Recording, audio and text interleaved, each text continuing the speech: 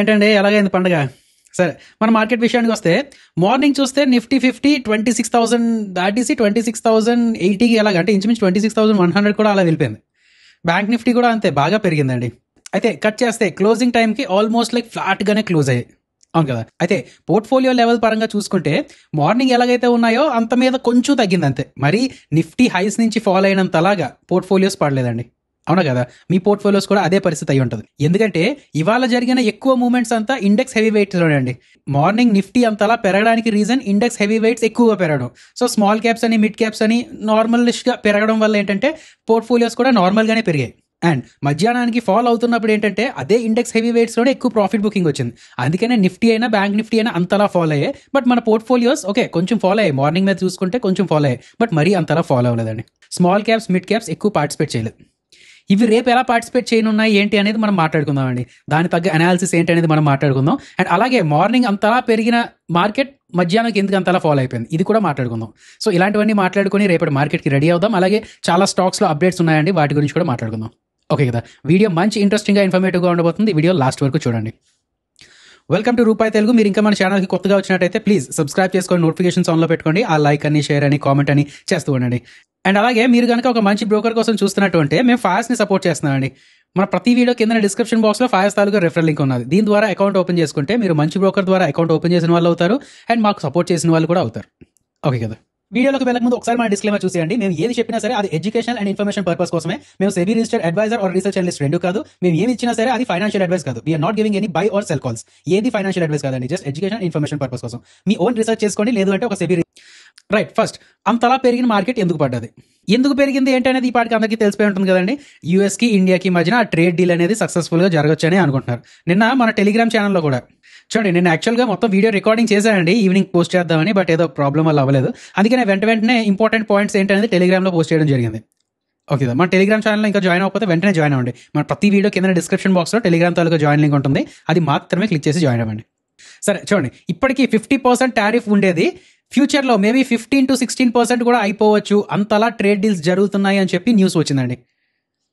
అంటే మన ఇండియా ఏంటంటే ఎప్పటి నుంచో తగ్గమో అనుకుంటూనే ఇప్పుడు మెల్లిమెల్లిగా అంటే పూర్తి క్వాంటిటీలో కాదు కానీ సోయాబీన్ కొంచెం, అది కూడా జెనెటికల్లీ మోడిఫైడ్ మాత్రం తీసుకోవని చెప్పి ముందే కరాఖండిగా చెప్పేసింది. సో జెనెటికల్లీ మోడిఫైడ్ కానివి మెయిజ్ అని, అదేంటంటే మనకి అంటే హ్యూమన్ కన్జంప్షన్ కోసం కాకపోయినా సరే పశువులకి వాటికి దానాకి అది వాడుతుంటారు కదా, వాటి పరంగా. అండ్ అలాగే కొంత సోయాబీన్ కూడా తీసుకుంటామని చెప్పి చెప్పడం జరిగింది. అండ్ డైరీ పరంగా మాత్రం ఇప్పుడైతే లేదండి. డైరీ పరంగా వాళ్ళకి యాక్సెస్ అయితే ఇవ్వమని చెప్పేసాం. ఇంకా కొన్ని అంటే రష్యన్ ఆయిల్ పరంగా మాట్లాడాలంటే రష్యా నుంచి అయితే క్రూడ్ ఆయిల్ కొద్దిగా తగ్గించుకుంటూ వస్తాం అనే అన్నట్లు అనిపిస్తుంది అనమాట. ఎందుకు అంటే డైరెక్ట్గా మన ఇండియా నుంచి పెద్దగా ఎస్ ఆర్ నో అలాంటివి లేకపోయినా ట్రంప్ అయితే కరాఖండిగా చెప్తున్నారు. నరేంద్ర మోడీ గారు నాకు చెప్పారు ఒక 40% అలాగా రష్యా నుంచి క్రూడ్ ఆయిల్ తగ్గించుకుంటామని చెప్పేమంటున్నారండి. అంటే ఈ ఇయర్ ఎండ్ కల్లా ఇప్పుడు ఫర్ సపోజ్ ఒక 100 barrels రష్యా నుంచి వస్తుంటే దాన్ని 40% తగ్గించుకొని 60 barrels మాత్రమే తెచ్చుకుంటామని చెప్పినట్టు అనమాట. సో ఇంచుమించు ఏదో నడుస్తుందండి. ట్రేడ్ డీల్ పరంగా చెప్పాలంటే మనం కిందన ఉన్నాం, వాళ్ళు పైన ఉన్నారు, వాళ్ళు పై నుంచి కిందకి వస్తున్నారు, మనం కొంచెం కింద నుంచి పైకి కూడా వెళ్తున్నాం అనిపిస్తుంది. అదే కదా. సో ఆ 15 to 60% నిజంగా ఆ డీల్ అయిపోతే అదొక పాజిటివ్ న్యూస్ అండి, లాంగ్ టర్మ్ పాజిటివ్ న్యూస్. సరే పోనీ లాంగ్ టర్మ్ పాజిటివ్ న్యూస్ అనుకోకపోయినా సరే లాంగ్ టర్మ్ స్ట్రక్చరల్గా నెగిటివ్ న్యూస్ ఏదైతే అనుకున్నామో అది ఉండదు కదా ఇంకా. రైట్. దీని తాలూకా ఇంపాక్ట్ గోల్డ్ మీద కూడా పడ్డది. మీరు బాగా గమనించుంటే 4,300 అలాగ ఉండేదండి గోల్డ్, అక్కడ నుంచి ఇంచుమించు 4,100 కూడా పడిపోయింది $per ounce.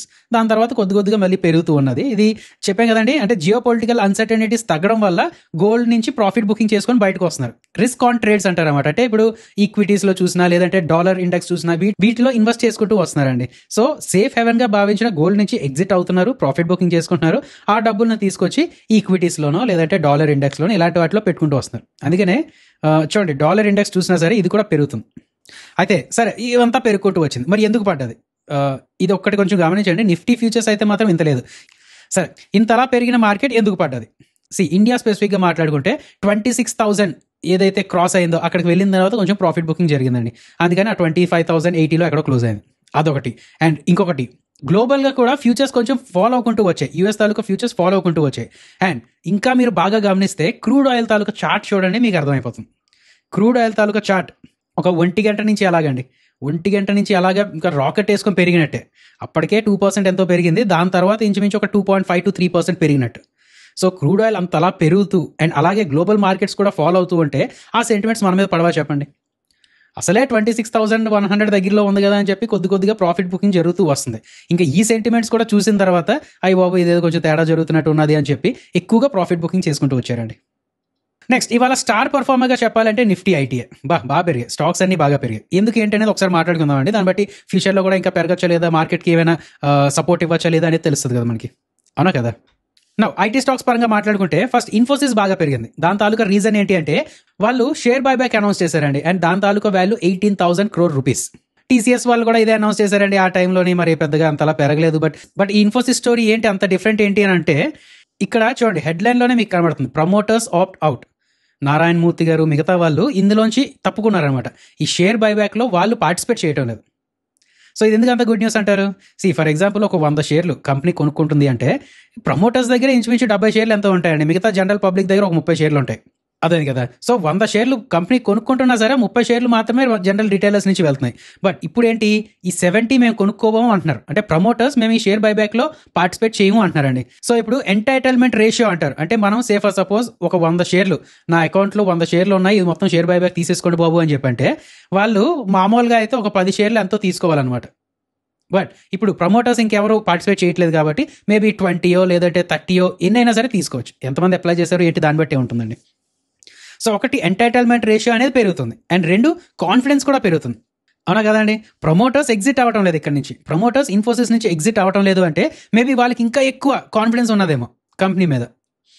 సో వాళ్ళ తాలూకా కాన్ఫిడెన్స్ని పాజిటివ్ సెంటిమెంట్గా తీసుకుందండి మార్కెట్ కమ్యూనిటీ.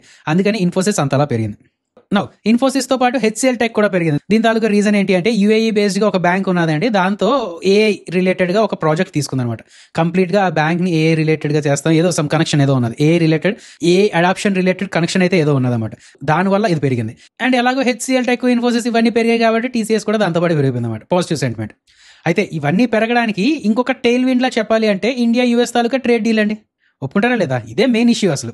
దీనివల్లే ఈ ఐటీ స్టాక్స్లో ఎక్కువ పాజిటివిటీ వచ్చిందండి. అండ్ దానికి తోడు ఈ చెప్పుకున్న రీజన్స్ ఏదైతే ఇండివిజువల్ రీజన్స్ ఏదైతే ఉన్నదో వాటి వల్ల ఇంకొంచెం ఎక్కువ పెరిగాయి.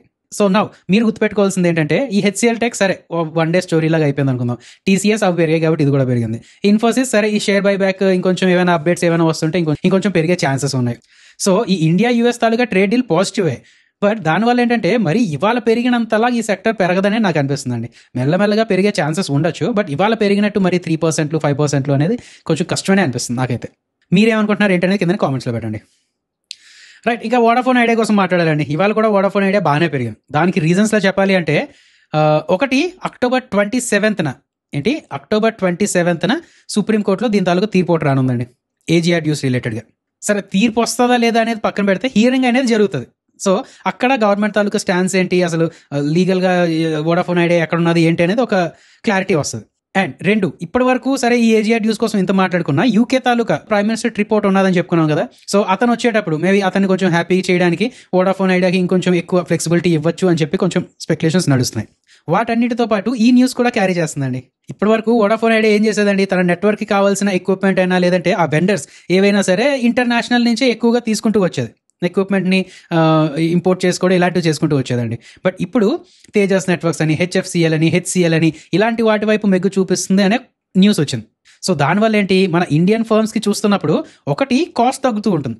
అదే కదా, మనం కొంచెం ఎక్కువ డిస్కౌంట్స్ ఇస్తూ ఉంటాం అండ్ అక్కడి నుంచి ఇక్కడికి తీసుకొచ్చే ట్రాన్స్పోర్టేషన్ ఛార్జెస్ ఏవైతే ఉంటాయో అవి ఉండవు. సో దానివల్ల కాస్ట్ తగ్గుతూ ఉంటుంది. అండ్ ఇంకొకటి కంట్రోల్ ఉంటుందండి. ఇప్పుడు ఫర్ సపోజ్ యూఎస్ నుంచి మీరు ఏదో ఒకటి షిప్ చేసుకుంటున్నారు, అక్కడి నుంచి సరే యూఎస్లో ఏదో వెబ్సైట్ దొరికితే అక్కడ Amazon.com లేకపోతే ఏదో ఒక వెబ్సైట్ నుంచి ఏదో ఆర్డర్ ఇచ్చారండి, ఒక ఫోన్ ఏదో ఆర్డర్ ఇచ్చారు.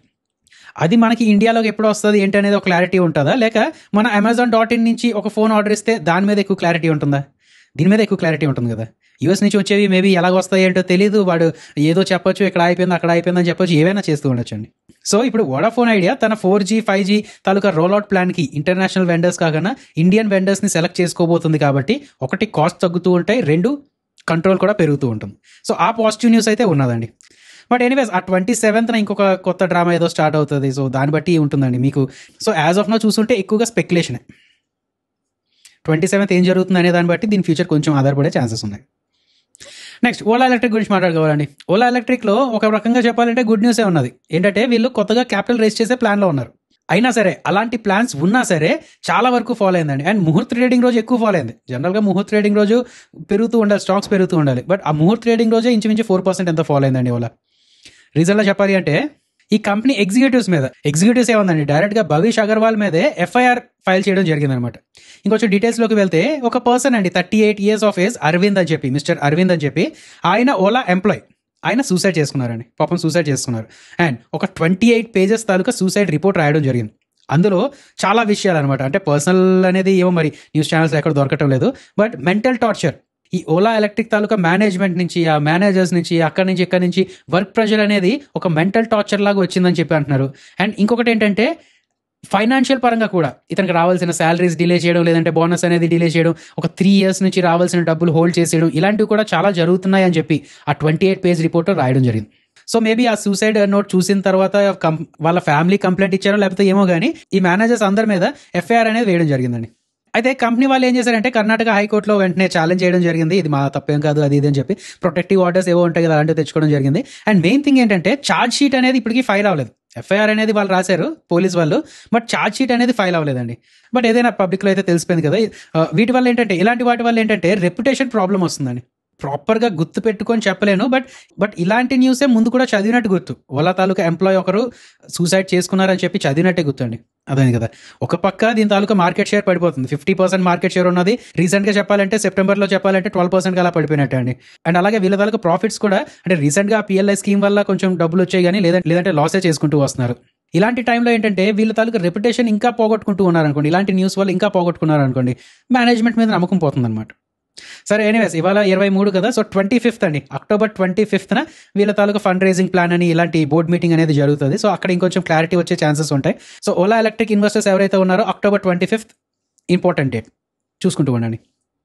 నెక్స్ట్, ఇవాళ డిఫెన్స్ స్టాక్స్ పరంగా ఒక గుడ్ న్యూస్ వచ్చిందండి. ఇంచుమించు 84,560 crores ఇన్వెస్ట్ చేస్తున్నాము అని చెప్పి కొన్ని గుడ్ న్యూస్ వచ్చాయి.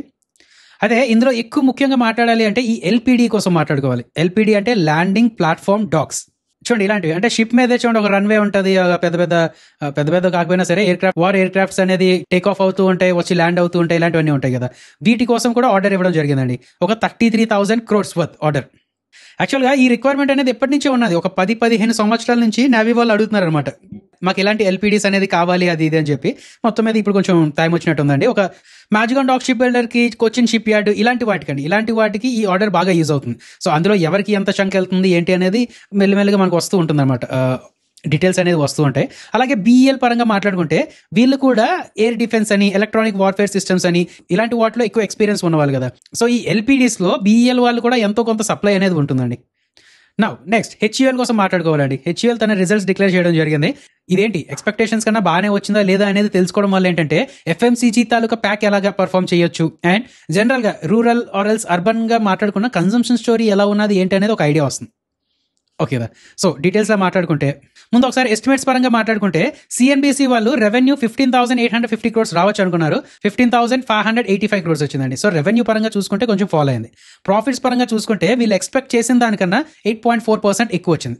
మార్జిన్స్ పరంగా మాట్లాడుకున్నా సరే వీళ్ళు ఎక్స్పెక్ట్ చేసిన దానికన్నా ఎక్కువే వచ్చిందండి. అలాగే ఇన్ జనరల్ ఫిగర్స్లో మాట్లాడాలి అంటే ప్రీవియస్ ఇయర్ సేమ్ క్వార్టర్తో పోల్చుకుంటే రెవెన్యూ కొంచెం పెరిగింది, స్లైడ్గా పెరిగింది. ప్రాఫిట్ ఒక 3% అలా పెరిగింది. మార్జిన్స్ మాత్రం ఒక 60 basis points పడ్డాయండి. సో ఇప్పటి వరకు మీరు చూసిన దాని ప్రకారం అర్థం చేసుకోవాల్సింది ఏంటంటే రెవెన్యూ ఫ్లాటిష్గానే ఉన్నది, ప్రాఫిట్స్ కొంచెం పెరిగాయి, అండ్ మార్జిన్స్ ఏదైతే ఉన్నదో, ప్రాఫిట్ మార్జిన్ ఏదైతే ఉన్నదో ముందు క్వార్టర్తో పోల్చుకుంటే పడింది, బట్ ఎక్స్పెక్టేషన్స్ కన్నా బాగానే వచ్చిందండి. సో ఒకసారి అనాలిసిస్ చేసుకుంటే సింపుల్గా చెప్పాలంటే ప్రాఫిట్ గ్రోత్ అనేది పాజిటివ్ సర్ప్రైజ్ కింద ఇచ్చింది, రెవెన్యూ గ్రోత్ అనేది ఫ్లాటిష్గా ఉన్నదండి. అయితే బిగ్ సర్ప్రైజ్ ఏంటి అంటే వాల్యూమ్ గ్రోత్. అదే రెవెన్యూ అనేది ఇన్ టర్మ్స్ ఆఫ్ రూపీస్ చూపిస్తుంది, బట్ వాల్యూమ్స్ పరంగా ఎంత అంటే ముందు ఒక 10 షాంపూ బాటిల్ అమ్ముడుపోతే ఈ సంవత్సరం ఎన్ని షాంపూ బాటిల్స్ అమ్ముడుపోయి ఏంటి అనేది చెప్పేది వాల్యూమ్ గ్రోత్.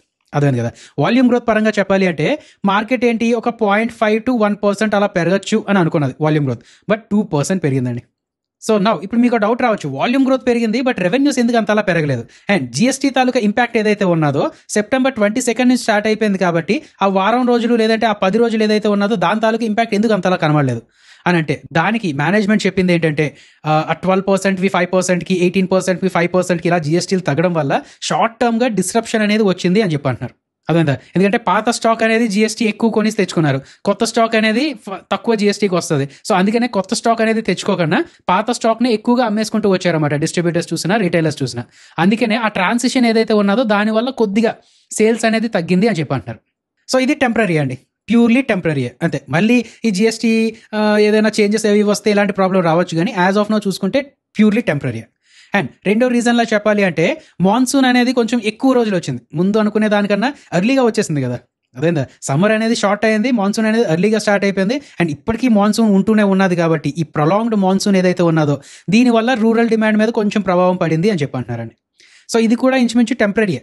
సో ఈ రెండు చూసుకుంటే టెంపరీ ఆస్పెక్ట్సే కాబట్టి పెద్ద నెగిటివ్గా తీసుకోవాల్సిన అవసరం లేదు అని చెప్పి మేనేజ్మెంట్ అనేది చెప్తుంది. ఇంకా ఇండివిజువల్ పరంగా మాట్లాడాలి అంటే వీళ్ళ హోమ్ కేర్ సెగ్మెంట్ ఏదైతే ఉన్నదో, అంటే సర్ఫ్ ఎక్సెల్ అని, విమ్ అని ఇలాంటి బ్రాండ్స్ ఏవైతే ఉన్నాయో మిడ్ సింగిల్ డిజిట్ గ్రోత్ నుంచి బాగా పర్ఫామ్ చేసాయి. లిక్విడ్స్ అని అలాంటివన్నీ బాగా పర్ఫామ్ చేసాయండి. చూడండి, ఫ్యాబ్రిక్ వాష్ అని చెప్పి, హౌస్ హోల్డ్ కేర్ అని చెప్పి ఇలాంటివన్నీ బాగా పెరిగాయి అన్నమాట. అలాగే పర్సనల్ కేర్ ఏదైతే ఉన్నదో లైక్ టూత్ పేస్ట్ అని, సోప్స్ అని ఇలాంటివి ఏంటంటే ఆ జిఎస్టీ ట్రాన్సాక్షన్ వల్ల కొంచెం ఫ్లాటిష్ టర్న్ ఓవర్ చూపించాయి. అండ్ అలాగే ఫుడ్స్ పరంగా మాట్లాడుకుంటే ఈ segment tea, coffee, ice cream ఇలాంటి వాటిలో ఏంటంటే ఒక 3% మొత్తం అంతా కలిపితే ఒక 3% గ్రోత్తో ఓకే పర్ఫార్మెన్స్ చూపించిందండి.